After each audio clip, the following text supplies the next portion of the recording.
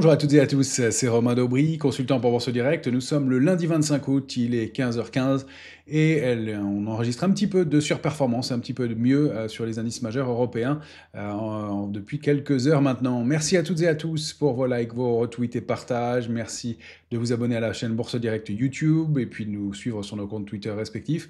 Merci aussi pour vos messages et de bons vœux de vacances, que je suis ravi de vous retrouver pour cette rentrée qui va être particulièrement intéressante. On a bien accueilli le discours accommodant de Jerome Powell à Jackson Hole le vendredi. Manifestement, on s'oriente vers une baisse des taux et ça plaît aux indices à court terme. On sera plus prudent à long terme puisqu'on sait que c'est une séquence qui peut être un peu compliquée par la suite, mais pour l'instant, ça reste haussier et peut-être en passe de réactiver une dynamique qui était en panne depuis la fin avril, début mai sur les grands indices européens. On va regarder ça en détail dans quelques instants. Au programme cette semaine, on a au niveau macro des rendez-vous qui sont importants et qui vont s'intensifier tout au long de la semaine. On aura demain la conférence du consommateur du Conference Board aux États-Unis, surtout jeudi le PIB en deuxième estimation à Wall Street, donc en première estimation pour le deuxième trimestre pardon, à Wall Street, et puis l'évolution du chômage et les chiffres d'inflation pour l'Allemagne vendredi matin, mais le gros chiffre de la semaine, ce sera vendredi, l'indice PCE Core des prix à la consommation des ménages, le chiffre d'inflation le plus observé par la Fed. Or, on sait que c'est un sujet qui préoccupe la Fed pour l'instant, donc les opérateurs vont être très focalisés sur ce rendez-vous-là et bien sûr sur l'autre rendez-vous majeur de la semaine qui va être la publication mercredi soir d'NVIDIA. En effet, NVIDIA qui publie donc mercredi parmi les autres publications de la semaine. On surveillera aussi, nous à Paris, Pernod Ricard et FH qui vont publier dans le courant de la semaine. On va regarder les deux titres d'ailleurs, avec des configurations graphiques un peu différentes bien entendu. Pour ce qui est de la position ouverte sur les marchés dérivés, on a des indices européens qui sont en passe, on va le voir, de réactiver une dynamique haussière. On teste, on flirte avec des niveaux de résistance importants sur le DAX, l'Eurostoxx et même le CAC 40, même si c'est un peu moins flagrant en termes d'intérêt, puisque sur le indice CAC 40, la position ouverte n'augmente quasiment pas dans le sens de la tendance. On est à 1000 contrats futurs ouverts de plus sur une semaine, avec une progression de l'indice qui est passé de 7884 à 7969. Donc 80 points de hausse, 85 points de hausse et un très très modeste intérêt acheteur.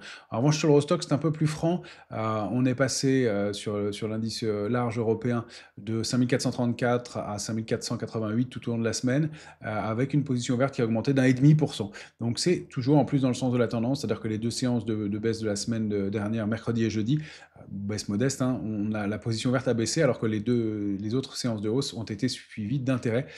Donc il y a un petit intérêt acheteur qui s'est mis en place contre des niveaux de résistance. Reste qu'on a toujours ce hiatus sur l'Eurostoxx, c'est que au-delà de 5500 points, il n'y a pas d'intérêt sur les marchés dérivés d'options et donc manifestement les opérateurs n'envisagent pas le débordement de ce niveau. Donc ça peut être le terrain d'un contre-pied ou d'une accélération haussière importante technique bien au débordement de ces niveaux-là. Toujours, ça reste le cas, hein, on l'a évoqué ensemble, 5450, 5500, un gros plafond de verre sur l'Eurostoxx. Il est en train d'être testé, on va voir ce que ça donne. Et donc cette accélération possible avec, je vous le disais, un petit peu d'intérêt acheteur. Sur les indices européens, américains, la position verte, elle a augmenté aussi de façon un peu plus significative, 2,2% de hausse sur l'indice S&P. Alors c'était un peu en trompe-l'œil parce que la position verte a augmenté aussi au cours de la consolidation de la semaine dernière, qui s'est finalement terminée par une hausse de 0,27% sur fond d'annonces bien accueillies par Jerome Powell d'une probable baisse des taux au mois de septembre. Donc des opérateurs qui, encore une fois, sont assez enthousiastes et ça a permis de refaire passer cette semaine en territoire positif en fin de semaine, mais avec un tout petit peu peut-être de pression baissière. C'est très modeste, hein, de l'ordre de 2% de position verte, dont 1,5% dans la hausse quand même de vendredi. Donc un petit contre-pied technique peut-être aussi. On va voir que le niveau de résistance de 6477 qu'on a déjà évoqué sur le S&P va être un gros plafond de verre. On va aller voir tout ça en détail justement avec le S&P en hebdomadaire que vous avez ici. Donc on est toujours calé entre 6215 et 6477. C'est toujours le même range. On voit que la semaine dernière était le terrain d'un petit peu de consolidation, mais une réaccélération aussi. Alors attention en haut de marché à cette bougie qui peut être un pendu. On n'est pas sur des extrêmes points hauts, on est dans une zone de congestion, mais encore une fois, il peut y avoir peu de flottement. Ce n'est qu'une bougie hebdomadaire pour l'instant, qui n'est pas confirmée, mais contre un gros niveau de résistance. Si on zoome en journalier, sur le S&P. On a donc cette zone toujours bien lisible ici. Je vais essayer de dézoomer un peu. Voilà.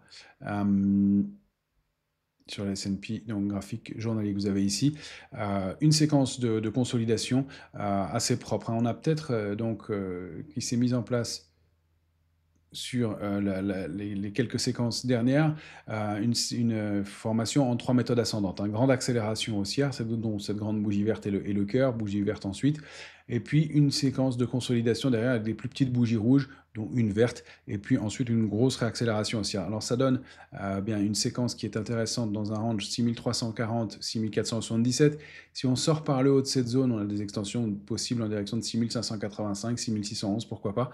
Attention à la baisse sous 6340, on teste un niveau d'alerte intraday, on va dire, avec un retour probable sur la base du range à 6215. Ça reste notre niveau d'alerte de court terme pour l'instant. On est toujours en phase haussière, donc avec ces niveaux et ces extensions que vous voyez ici, et donc cette structure qui peut-être bien en passe de pouvoir déclencher un mouvement haussier. Pour l'instant, sur les futurs, on est en dessous de ces niveaux, 6477, donc le plafond de verre. Si en revanche on arrive à s'installer au-delà de 6477, bien, les cibles suivantes, la cible majeure suivante, c'est 6740.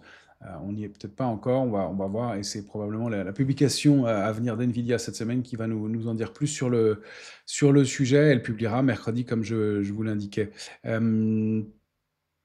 Pour ce qui est des autres indices, on va aller voir le Nasdaq. Nasdaq toujours calé dans cette grande plage de fluctuations. On avait une possible vague de Wolf détectée ici. 1, 2, 3, 4, mais la 5 n'est pas allée déborder.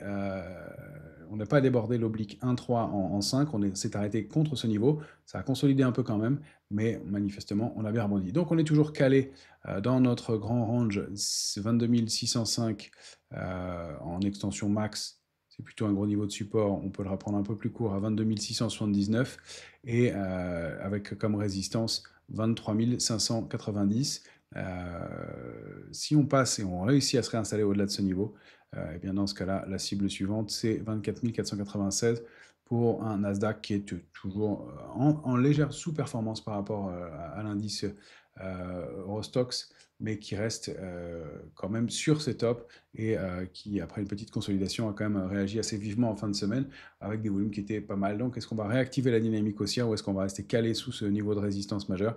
Les extensions ensuite, eh bien, on ira chercher à nouveau le niveau de 23 936 et puis la grande cible idéale, 24 496. Pour l'instant, pause sur l'indice américain, c'est un peu en indécision, tout se joue encore une fois autour de Nvidia. Si on rompt la zone 22 605, 22 679, le risque c'est d'aller chercher la borne basse du canal haussier de long terme autour de 22 055 points, et puis des extensions à 21 625, ce serait moins bon, puisqu'on romprait la tendance haussière qui est active en long terme hein, sur le Nasdaq, qui avait été testé, si on peut dire, un peu violemment au mois d'avril dernier, mais bien réintégré depuis, et on flirte, on teste bien la borne haute en ce moment. Donc pas de retournement pour l'instant, mais un petit manque de momentum à court terme, et probablement Nvidia qui va permettre de décanter cette situation d'indécision. On fera attention aussi à cette bougie de la semaine dernière, cette fois-ci une possible étoile filante, avec grande bougie verte, étoile filante. Attention, la bougie de cette semaine va être déterminante pour voir qu'on ne se retrouve pas en présence d'une bougie rouge de plus, puisqu'on a de l'indécision avec ce pendu. Donc étoile filante, pendu, et donc une bougie rouge derrière serait de mauvaise augure. Il va falloir bien stabiliser dans cette zone de prix et repartir de l'avant assez vite. Sinon, ce serait un petit signal un peu délicat avec un retour donc sous cette zone de prix 22 695, 22 605, les risques qu'on a vus. Ensuite, le VIX a surveillé aussi. Le VIX, lui, est en zone d'optimisme toujours. On a mis un pied les semaines précédentes en zone de complaisance, mais on voit qu'on reste calé en bas de la zone d'optimisme, aux alentours de 15 pour l'instant. Pas d'éléments majeurs dans l'immédiat. On est en train de glisser doucement, même s'il y a des petits pics de volatilité. on n'a pas de pic de hausse et plutôt une détente assez marquée. C'est alors qu'on se tendait un petit peu dans le courant de la semaine dernière, bien l'intervention de Jerome Powell a plu aux opérateurs. Alors, on va regarder du côté des indices européens cette fois-ci. On va commencer par l'indice Eurostox qui, comme vous pouvez le voir, est en train de tester la borne haute de cette zone de consolidation. Intéressant de noter que l'Eurostoxx avait consolidé au sein de ce canal baissier avec la baisse marquée de la période du mois d'avril, bien sûr, mais après était resté assez canalisé à l'intérieur de ces bornes, entre 5160 en bas, 5469 en haut.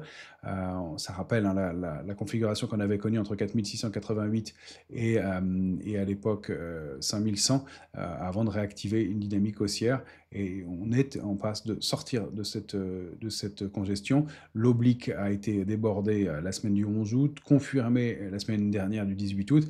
Et là, on ouvre au-dessus de ce niveau pour l'instant de 5469. Donc tant qu'on est au-delà de 5469, les chances de poursuivre à la hausse sont importantes.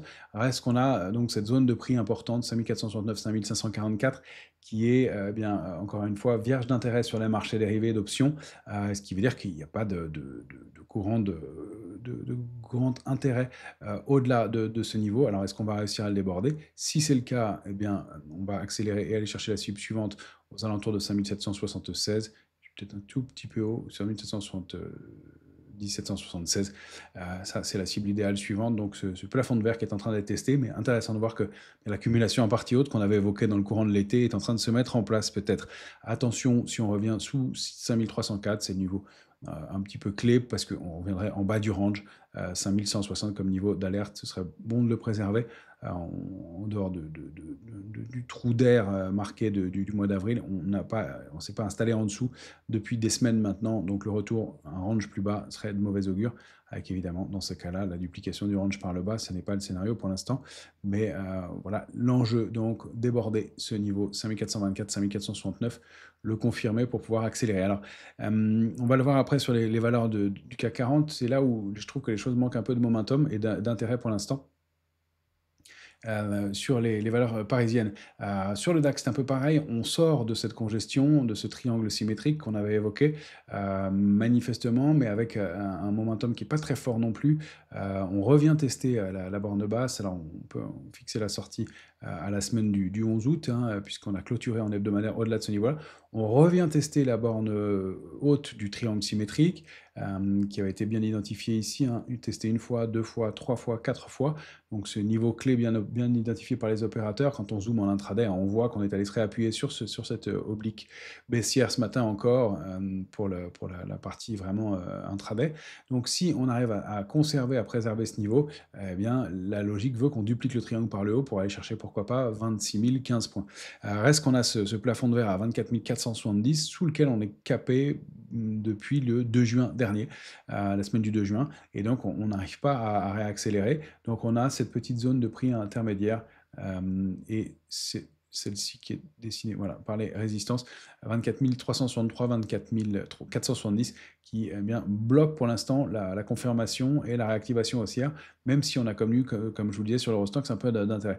Le premier niveau de risque, bon, c'est 24 040, support à 24 040, toujours la médiane du triangle. Hein. Très mauvais de sortir d'un triangle et de réintégrer et de repasser sous la médiane. Là, ça donne un signal baissier probable avec, dans ce cas-là, la rupture et on met à l'alerte de court terme 23 475 et puis des mouvements baissiers plus marqués que vous avez ici. Ce n'est pas le scénario qui nous intéresse, qui est à privilégier pour l'instant, tant qu'on est au-delà de ces niveaux. L'alerte de moyen terme, on pourra la remonter très significativement maintenant. Sur le DAX, c'est clairement le retour sous 23 475 qui serait un mauvais signal. Pour l'instant, c'est plutôt haussier, à confirmer. Il va falloir trouver les drivers et le momentum pour poursuivre à la hausse. Ça reste un peu timide. On va aller jeter un œil en détail sur les autres valeurs dans un instant. Je vais vous montrer l'indice CAC 40, donc graphique mensuel pour commencer. On est toujours donc bien au sein du canal haussier de long terme. On est bloqué depuis plusieurs semaines maintenant, depuis le mois d'avril, dans le range 7380-7950. Vous voyez que l'indice CAC 40 est plus faible hein, que les autres indices, puisque si le DAX et l'Eurostoxx ont débordé ces niveaux clés, eh bien, ce n'est pas le cas pour le CAC 40 qui bute contre ces niveaux de 7950. Si on regarde le MIB, hein, l'indice italien est en nette surperformance, l'IBEX aussi.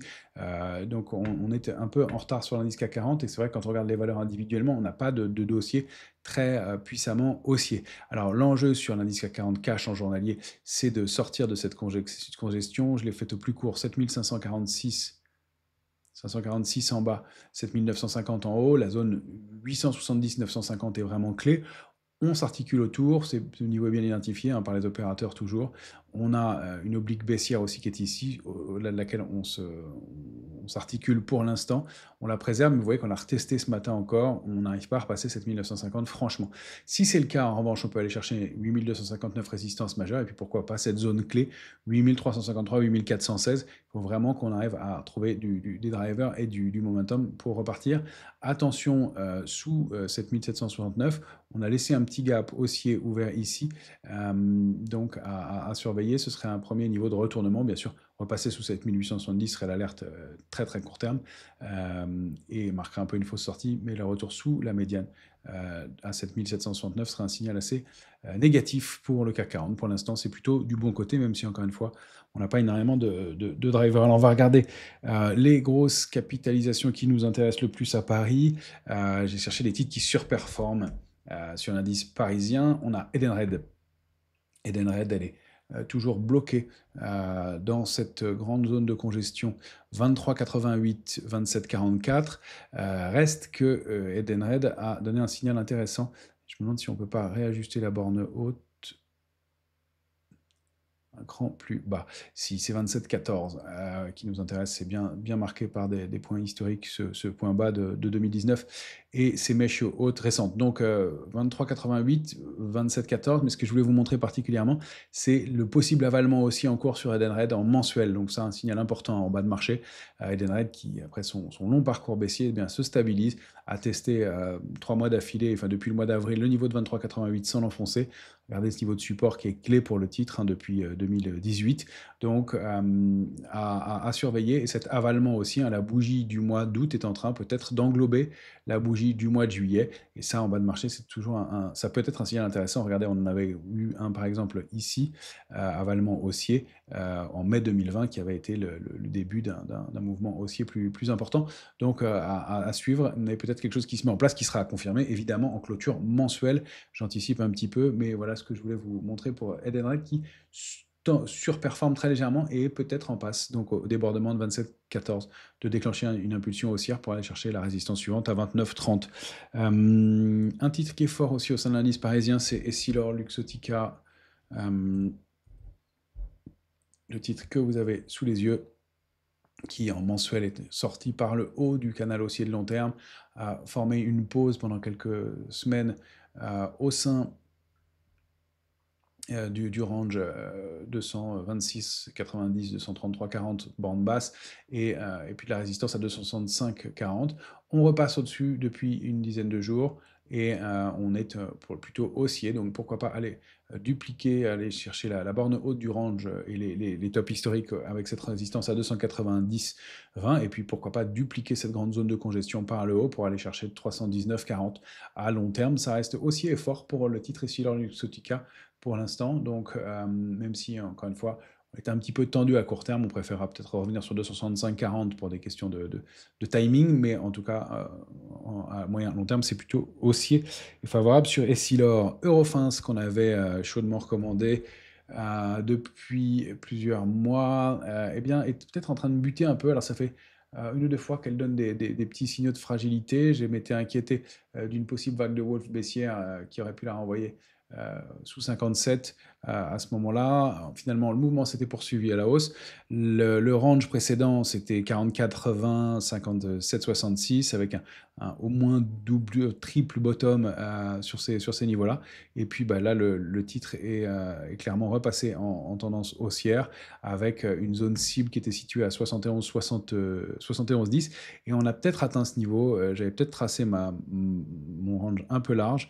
Et si on le resserre un peu, peut-être que la cible, justement, justement est déjà atteinte avec un niveau cible qui est situé plutôt à 70,40 et on voit qu'on bute depuis maintenant plusieurs semaines contre ce niveau de résistance intermédiaire à 69,16 qu'on va marquer ici. Et que Eurofins n'arrive pas à déborder. Donc à long terme, ça reste haussier, on a encore des extensions probables. Pour ceux qui seraient plus dynamiques, c'est peut-être temps d'encaisser un peu sur Eurofins, qui a du mal à franchir ce niveau-là. Pour l'instant, on est en pause, rien de plus, on n'a pas de signal baissier très, très marqué, mais une pause au moins sur le titre, avec donc un petit manque de momentum quand on regarde en hebdomadaire, à l'abord d'une cible graphique 69,17, 71,10. Pernod Ricard, qui va publier cette semaine,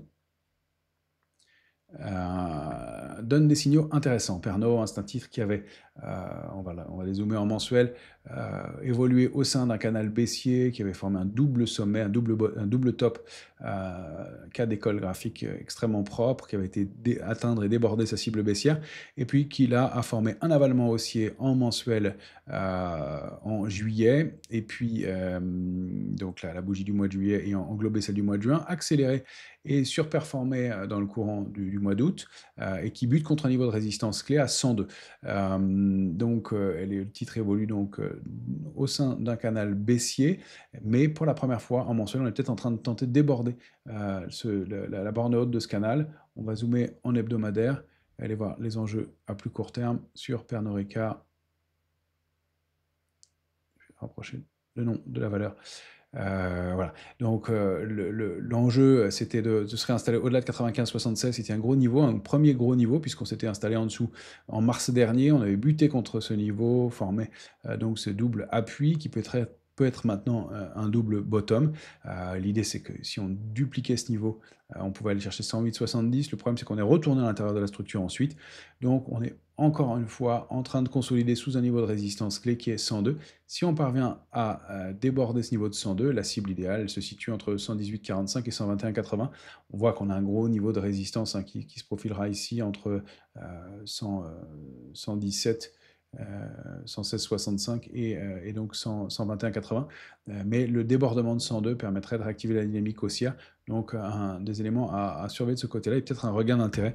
En tout cas, une fin de sous-performance pour Pernod Ricard, même si le contexte reste compliqué pour le moment.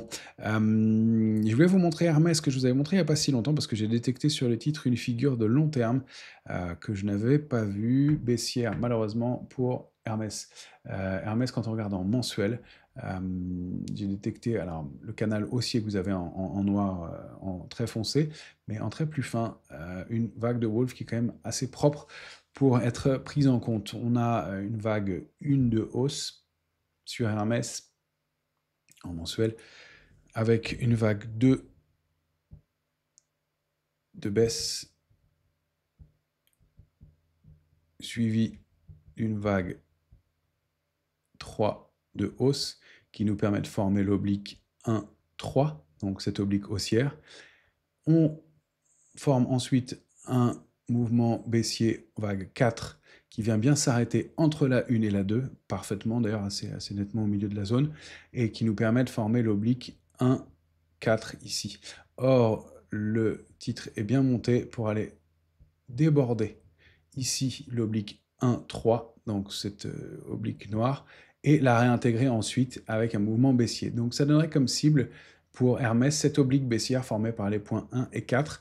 Donc encore peut-être, selon le moment où le titre toucherait cette zone, une dizaine, une quinzaine de pourcents de baisse selon le moment où cette oblique s'est touchée. C'est pour ça que j'ai mis ce support clé à 1700, 1704 aux alentours, donc qui pourrait être le retracement complémentaire pour le titre, qui pour l'instant s'est stabilisé au-delà de 1997, ce gros support à 1997,50. On peut même le réajuster d'un cran, voilà, à 1980. On ne s'est pas arrêté dessus, on s'est arrêté avant, mais un mouvement baissier qui n'est peut-être pas terminé, donc avec cette grosse structure mensuelle donc pour Hermès que j'ai détecté récemment, que je n'avais pas vu auparavant. Parmi les titres qui se comportent un petit peu mieux, on va aller regarder Sanofi. Sanofi, regardez le canal haussier extrêmement propre au sein duquel Sanofi évolue depuis 2020. Plusieurs fois testé parfaitement, fausse sortie par le haut, et puis effectivement, Sanofi avait enfoncé la borne basse du canal haussier, nettement sur deux échéances consécutives mensuelles. Or là, le titre est aussi en passe de former un avalement haussier en mensuel, donc peut-être un regain d'intérêt pour Sanofi. Cet avalement sera à confirmer, bien sûr. Je remets mes résistances en rouge. Ce sera plus propre, mais donc cet avalement haussier qui sera confirmé et qui est le titre qui bute contre ce niveau de résistance clé à 87,60 pour l'instant, mais qui est en train peut-être aussi de réintégrer la borne basse du canal haussier de long terme, donc une légère surperformance à court terme et un regain d'intérêt. Il va falloir confirmer, peut-être stabiliser dans cette zone de prix. Je vous l'affiche en plus gros, je vois qu'il est diminué. 82,50, 87,60, mais peut-être du mieux pour Sanofi qui est bien donné des signaux alarmants puisqu'elle avait rompu cette ligne de tendance haussière active depuis plusieurs mois et elle est peut-être en train de la réintégrer. L'Oréal, parmi les grosses capitalisations que je voulais vous montrer aussi, on fait un point global sur les valeurs un peu importante de l'indice parisien. L'Oréal qui surperforme, on l'avait évoqué avant l'été, c'est un titre qui gentiment mais sûrement est en train de surperformer avec cette structure qu'on avait évoquée ensemble, qui se met en place, cette grande tasse et anse, ce niveau de 394,90 qui est testé, mais au-delà duquel le titre s'installe pour l'instant. Donc un potentiel haussier qui se met en place doucement, mais qui se confirme. Et donc cette zone 394,90, 402,80 qui est à déborder pour aller chercher les extensions suivantes. Donc un titre qui se comporte pas mal sur l'indice parisien, même s'il n'y a pas un momentum très fort, mais au moins ça reste haussier et régulier dans ce contexte de marché. Je voulais vous mettre aussi en garde contre la publication d'Eiffage cette semaine. Le titre est allé chercher les cibles qu'on avait indiquées ensemble. On avait un canal haussier de long terme qu'on a ici en mensuel, qu'on voit bien, au sein duquel le titre avait évolué. Il avait débordé nettement en avril dernier. Et puis là, on est dans une zone de congestion. On n'arrive plus à recréer de momentum. Je peux peut-être ajuster la borne basse de la zone de congestion d'un cran. En mensuel, c'est pas évident. On va zoomer en hebdomadaire pour le faire ensemble.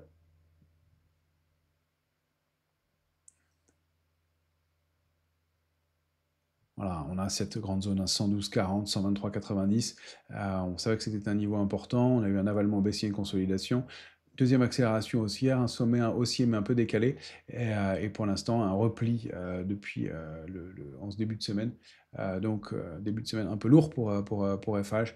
Attention à la préservation de 112,40, sinon ce serait un possible double top formé par FH et donc la duplication par le bas de cette grande zone. On pourrait même l'élargir un peu, hein, malheureusement pour le titre, mais à regarder. Voilà. Donc de cette grande zone 112,40, 125,35 à la rupture de 112,40, le risque de dupliquer cette zone par le bas et de retourner chercher des niveaux un peu situés sous les 100 pour FH. Donc attention, on est sur une cible graphique et la rupture donc qui renverrait le titre autour de 99,30, 99,50. Si en revanche on arrive à sortir par le haut après une consolidation, eh bien la cible suivante pour FH sera située aux alentours de 138,25 pour l'instant. C'est plutôt un peu fébrile du côté du titre Eiffage. Je voulais vous montrer aussi le CAC Small qu'on a évoqué souvent ensemble. On avait une cible idéale à 15 960 depuis la sortie de ce grand triangle symétrique. On est allé la chercher, la déborder, se réinstaller au-dessus. Pour l'instant, petite pause proche d'une cible à 16 925, mais la semaine dernière a été encore nettement haussière pour le CAC Small qui surperforme franchement et qui a donc, à mon sens, encore du potentiel 16 925, 18 105. Tant qu'on est au-delà de 15 960, attention au retour sous ce niveau, on pourrait consolider un peu en direction de 14 993. Justement, parmi les petites capitalisations, alors, je vais vous montrer quelques valeurs On va regarder quelques-unes dès maintenant.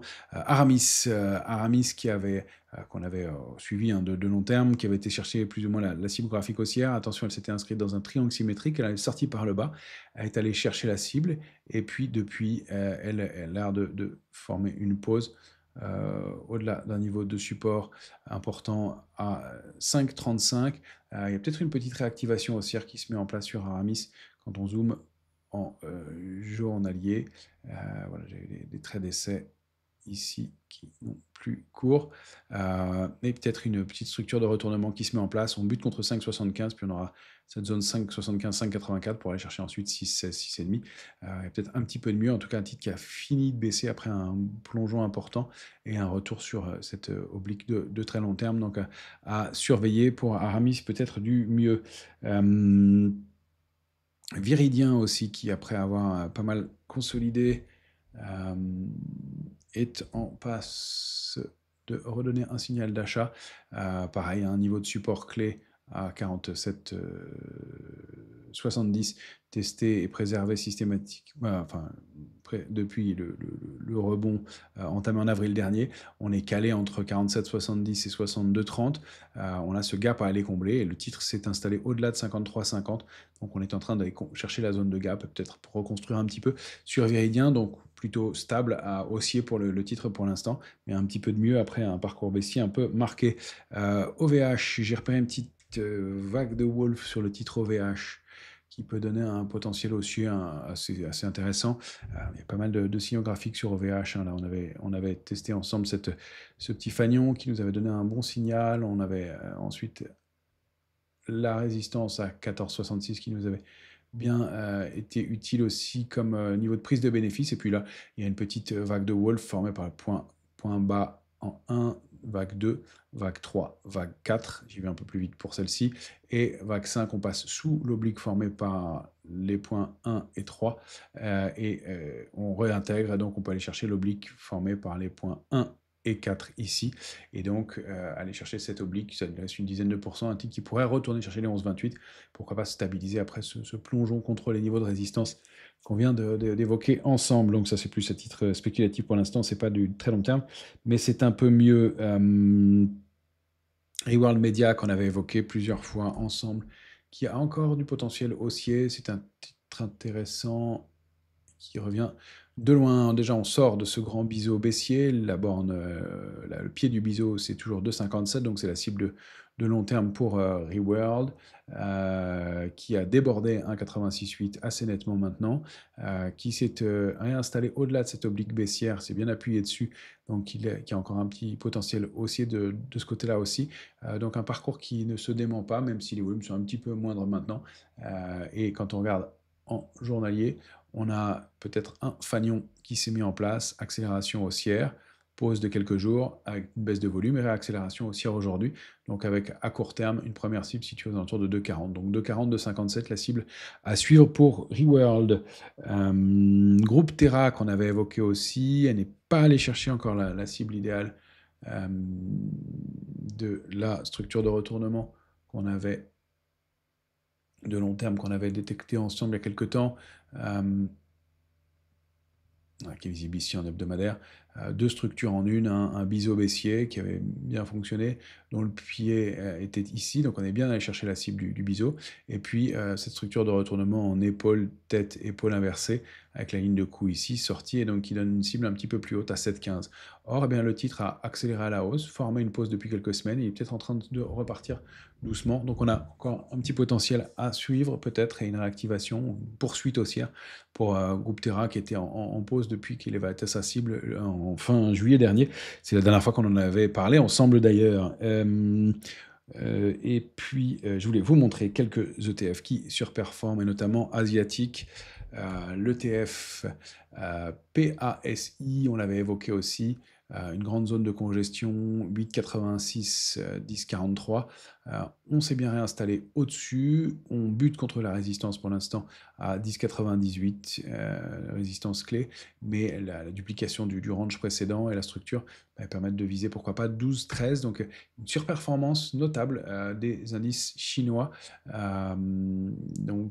Et cet ETF PASI, je rappelle, est éligible au PEA, donc une structure intéressante qui se met en place, et si on dézoome, on est en train de tester des niveaux sous lesquels on évolue systématiquement depuis février 2022 sur cet ETF PASI en clôture mensuelle. Donc un niveau de réactivation aussi qui peut être intéressant.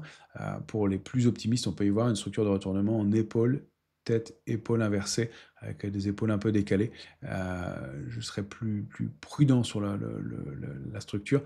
Je dirais plutôt une structure en tasse et anse, ce serait plus valable graphiquement, mais en tout cas quelque chose qui se joue d'important, donc peut-être la duplication de cette grande zone de congestion 7,21 10,98 qui est en jeu ici, donc un potentiel aussi bien intéressant et bien plus ample que la première figure qu'on a évoquée ensemble, avec dans ce cas-là un mouvement de taille équivalent et une réactivation aussi de très long terme pour le PASI. On va dupliquer cette oblique. Je vais la refaire proprement.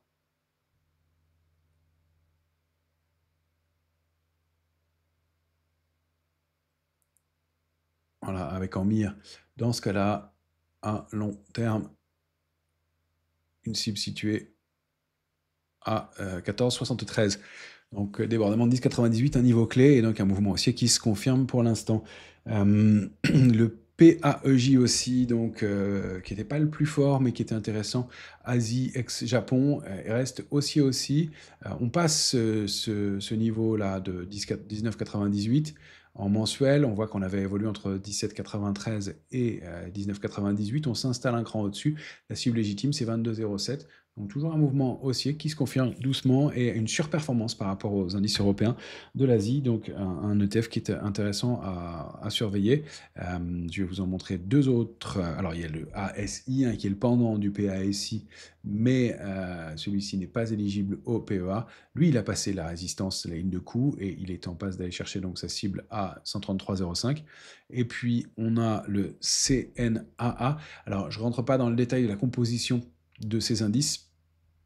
Ça, ce sont plutôt les valeurs chinoises internes, et puis il y a donc les valeurs chinoises à vocation internationale. Donc vous pouvez regarder la composition de ces ETF sur le site de l'émetteur, c'est Amundi, donc CNAA et PASI et ASI, ça peut donner des points de repère. On voit une nette surperformance de cet ETF aussi, qui est en hausse assez nette depuis plusieurs semaines maintenant, et dont la première cible 158 s'approche, après aussi avoir évolué au sein d'un grand biseau, une grande structure d'épuisement dans la baisse, un double bottom, une première cible haussière, et puis une construction à nouveau, et puis ici une tasse et anse, on peut le voir comme ça, donc une première cible, et toujours un parcours aussi, un arbitrage qui peut être intéressant dans ce contexte. Et le dernier que je vais vous montrer, c'est le Lyxor Emerging Markets, donc un peu plus large comme composition, Amundi ETF Emerging Markets, qui lui aussi, on l'avait évoqué il y a quelques temps, mais est un peu plus lent en termes de momentum, mais est peut-être en train de sortir de cette...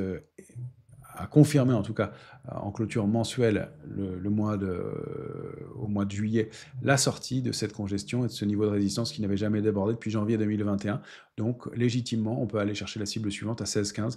Donc un moyen d'arbitrer et de trouver un peu de momentum, un peu de force dans des marchés qui en manquent peut-être un petit peu.